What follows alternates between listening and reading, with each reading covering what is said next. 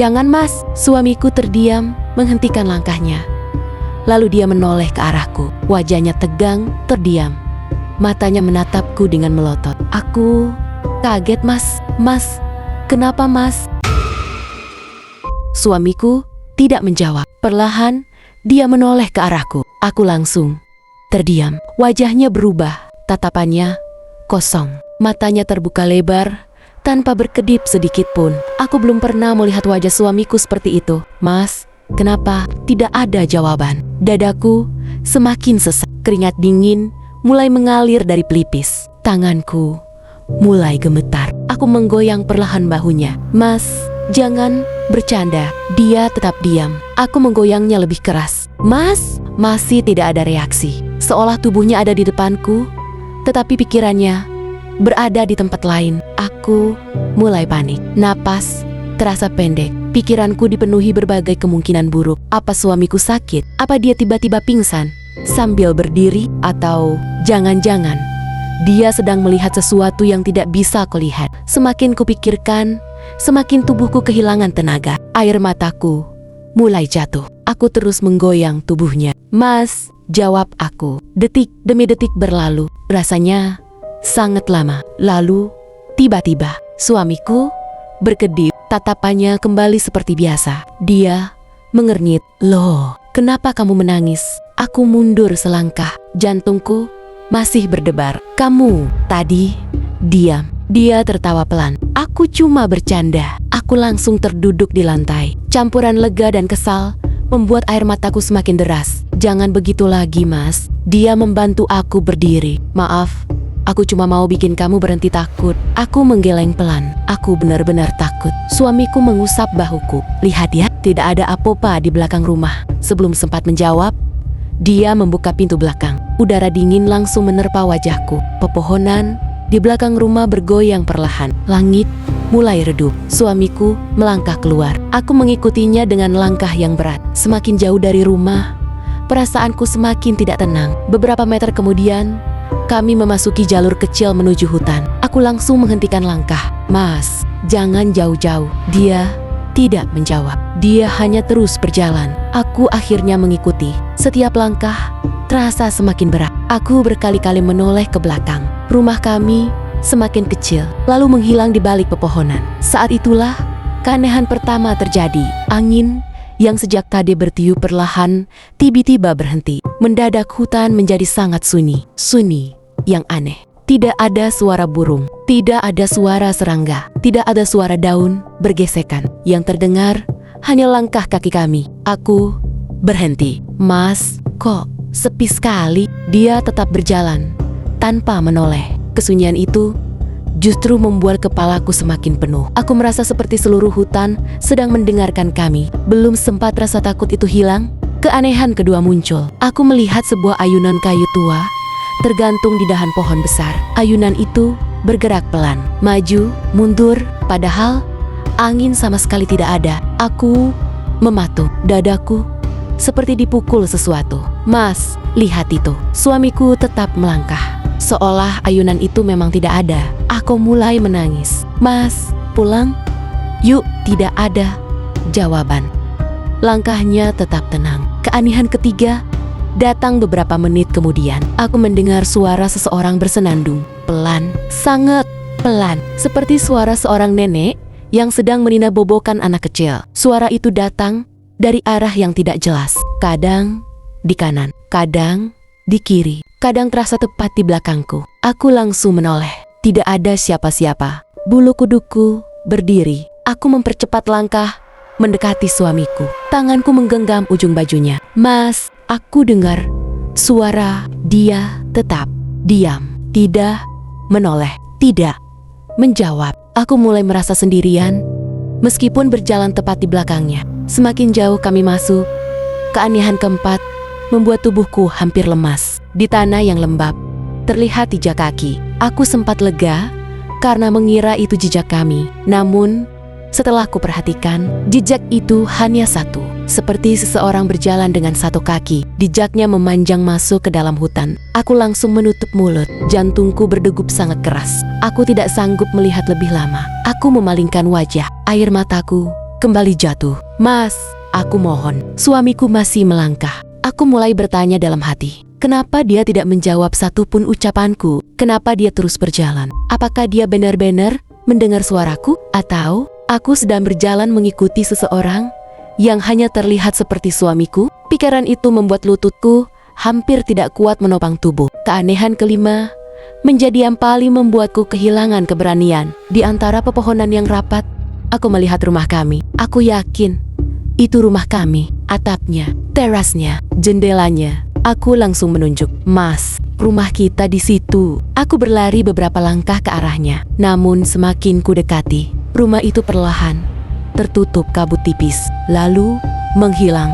Yang tersisa hanya batang-batang pohon. Aku berhenti. Napas terasa terputus. Kepalaku berputar. Aku sadar, entah sejak kapan aku sudah kehilangan arah. Aku menoleh ke belakang. Tidak ada jalan setapak. Tidak ada jejak yang tadi kami lewati. Hanya hutan yang tampak sama ke segala arah. Saat itu, aku benar-benar merasa tidak berdaya. Air mataku terus mengalir. Aku memegang dada karena jantungku berdetak begitu keras hingga terasa sakit. Tanganku dingin. Kakiku gemetar. Aku ingin pulang. Aku ingin kembali ke rumah. Aku ingin semua ini berakhir. Aku memandang punggung suamiku yang masih berjalan perlahan. Untuk pertama kalinya sejak kami menikah, aku merasa jarak antara kami begitu jauh. Padahal hanya beberapa langkah. Lalu, tanpa menoleh kepadaku, suamiku akhirnya berhenti. Dengan suara yang sangat pelan, hampir seperti berbisik, dia berkata, "Kita hampir sampai." Kalimat itu membuat darahku seperti berhenti mengalir, membuat kakiku seolah kehilangan tenaga. Aku berdiri, mematung. Jantungku berdetak begitu keras, hingga telingaku sendiri bisa mendengar bunyinya. Degupannya tidak lagi terasa di dada, melainkan di seluruh tubuhku. Tanganku dingin, kakiku gemetar, napas terasa pendek-pendek. Aku menelan ludah berkali-kali, tetapi tenggorokanku terasa sangat kering. Aku memandang punggung suamiku yang masih berdiri membelakangiku. Entah kenapa, aku mulai merasa asing. Bukan karena wajahnya berubah, bukan karena pakaiannya berbeda, tetapi karena sikapnya. Suamiku biasanya selalu menoleh saat aku memanggil, selalu menggenggam tanganku kalau aku ketakutan, selalu memastikan aku tidak tertinggal. Namun, malam itu, dia seperti berjalan bersama seseorang yang bukan aku. Mas, suaraku lirih, hampir tidak terdengar. Dia tidak menjawab. Aku memberanikan diri melangkah mendekat. Setiap langkah terasa sangat berat. Tanah yang kupijak terasa lembab. Sepatuku beberapa kali terperosok ke lumpur tipis. Aku tidak peduli lagi. Yang kupikirkan hanya satu. Aku ingin pulang. Aku ingin kembali melihat rumahku. Aku ingin berada di tempat yang terang. Saat jarakku tinggal beberapa langkah dari suamiku, tiba-tiba angin dingin berembus pelan. Aneh, embusan itu hanya mengenai tubuhku. Daun-daun di atas pohon sama sekali tidak bergerak. Aku langsung memeluk kedua lenganku. Bulu kudukku berdiri. Perasaanku semakin tidak enak. Lalu terdengar suara pelan sekali, seperti seseorang sedang tertawa kecil. Bukan. Aku menutup telinga. Mungkin burung. Aku mencoba menenangkan diri, tetapi suara itu terdengar lagi. Kini lebih jelas, seperti tawa seorang nenek yang sangat pelan, bukan tawa yang keras. Justru karena pelan itulah membuatku semakin takut. Aku memejamkan mata. Air mataku jatuh tanpa terasa. Aku ingin memanggil suamiku, tetapi bibirku sulit bergerak. Saat aku membuka mata kembali, suamiku sudah tidak ada di depanku. Aku langsung panik. Mas, aku menoleh ke kanan. Tidak ada. Ke kiri. Ke kiri kosong. Ke belakang hanya pepohonan. Aku mulai berputar-putar sendiri. Napas semakin cepat. Pikiranku benar-benar kacau. Mas, jangan tinggalin aku. Suaraku mulai bergetar. Aku merasa seperti anak kecil yang tersesat. Aku terus berjalan tanpa arah. Setiap batang pohon terlihat sama. Setiap semak tampak sama. Aku sudah tidak datang lagi dari mana tadi kami datang. Semakin aku mencari suamiku, semakin hutan itu terasa luas. Aku mulai mendengar suara langkah kaki. Aku langsung berhenti. Suara itu ikut berhenti. Aku melangkah lagi. Suara itu kembali terdengar. Bukan di depanku, bukan di belakang, tetapi seperti mengelilingiku. Aku mencoba menarik napas panjang. Mungkin cuma Gemma Langkahku, aku sengaja menghentakkan kaki. Sekali, suara lain ikut menghentak. 2 kali.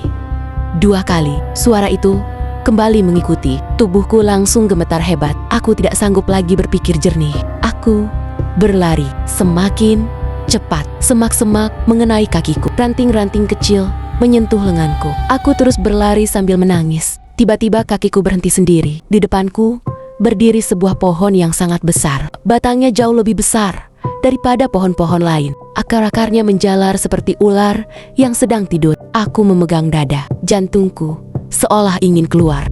Di batang pohon itu terlihat sebuah sapu lidi tua bersandar. Aku langsung teringat suara yang beberapa malam terakhir terus menghantuiku. "Nak, aku mau bersihkan rumahku." Kalimat itu kembali terngiang di kepalaku. Aku memundurkan langkah. Pelan, sangat pelan.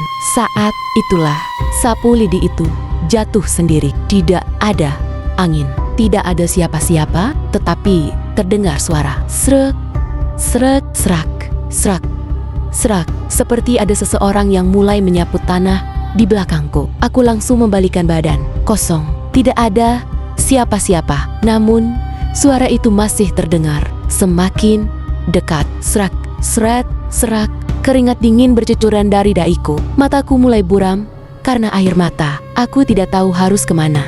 Aku hanya berdiri sambil memeluk diriku sendiri. Kemudian suara lain muncul. Suara piring saling bersentuhan. Ting, ting, ting, ting, ting, ting. Lalu terdengar suara air dituang ke dalam ember. Cip, cip, cip. Semuanya seperti berasal dari rumah. Padahal aku tahu aku masih berada di tengah hutan. Aku mulai kehilangan batas antara kenyataan dan pikiranku sendiri. Aku merasa sedang berdiri di 2 tempat sekaligus, di hutan dan di rumah. Aku bahkan mulai mencium aroma masakan hangat, aroma bawang goreng, aroma nasi yang baru matang. Begitu nyata, begitu dekat. Hatiku langsung terasa sesak. Aku teringat rumahku, aku teringat suamiku. Aku ingin pulang. Aku menangis semakin keras. Kalau memang aku salah, biarkan aku pulang. Aku tidak tahu kenapa kata-kata itu keluar, seolah aku sedang berbicara kepada seseorang yang tidak terlihat. Mendadak semua suara berhenti. Hutan kembali sunyi. Sunyi sekali. Kesunyian itu justru terasa lebih menyeramkan daripada suara-suara tadi. Aku menahan napas. Lalu dari balik kabut tipis, aku melihat seseorang berdiri. Seorang nenek. Tubuhnya kecil, punggungnya sedikit membungkuk. Di tangannya tergenggam keranjang anyaman bambu. Wajahnya masih belum terlihat jelas. Kabut menutupi sebagian tubuhnya. Dia hanya berdiri, tidak bergerak. Aku ingin lari, tetapi kakiku seperti tertanam di tanah. Nenek itu perlahan mengangkat kepalanya, lalu tersenyum sangat tipis. Tidak menyeramkan, justru senyum itu terlihat sangat sedih. Aku tidak tahu kenapa. Melihat senyum itu membuat dadaku semakin sesak. Seolah-olah dia sedang menunggu seseorang yang tidak pernah pulang. Dia mengangkat satu tangannya, melambai pelan ke arahku. Gerakannya lambat, seperti orang yang sudah sangat tua. Aku menggeleng pelan. Air mataku terus mengalir. "Jangan," bisikku. Namun nenek itu tidak mendekat. Dia hanya berkata dengan suara yang hampir tertelan angin, "Nak, kamu salah jalan." Kalimat itu membuatku semakin bingung. Salah jalan? Apa maksudnya? Apa maksudnya? Sebelum sempat aku bertanya, kabut di sekitar nenek itu perlahan menebal. Tubuhnya semakin samar, lalu menghilang begitu saja. Yang tersisa hanya keranjang bambu tua di atas tanah. Aku memberanikan diri mendekat. Tanganku gemetar saat hendak mengambilnya. Namun sebelum jariku menyentuh keranjang itu, terdengar suara suamiku dari kejauhan. "Sayang." Tuh, aku langsung menoleh. Suamiku berdiri beberapa puluh meter dariku. Wajahnya panik. Begitu sampai di depanku, dia langsung memegang kedua bahuku. "Kamu ngapain di sini?" Aku menangis sejadi-jadinya. "Mas, dari tadi aku ikut kamu." Wajah suamiku berubah bingung. "Aku dari tadi nyari kamu. Tadi kamu tiba-tiba jalan sendiri ke arah belakang rumah. Aku panggil berkali-kali, tapi kamu terus berjalan. Aku kembali ke rumah, ambil senter, lalu kembali dengan cepat keluar, tapi kamu sudah tidak ada. Aku teriak-teriak, panggil-panggil, Tidak ada siapapun. Lalu aku mencari masuk ke hutan. Aku terdiam, hanya menatap wajah suamiku terlihat samar-samar. Kita pulang saja, Mas, kataku lirih. Mana senternya, Mas? Katanya bawa senter. Ketinggalan di sana. Suamiku sambil menunjuk ke arah pohon besar itu. Lalu dia melangkah ke arah pohon itu. Mas, tunggu, Mas, tunggu. Aku, jangan tinggalkan aku.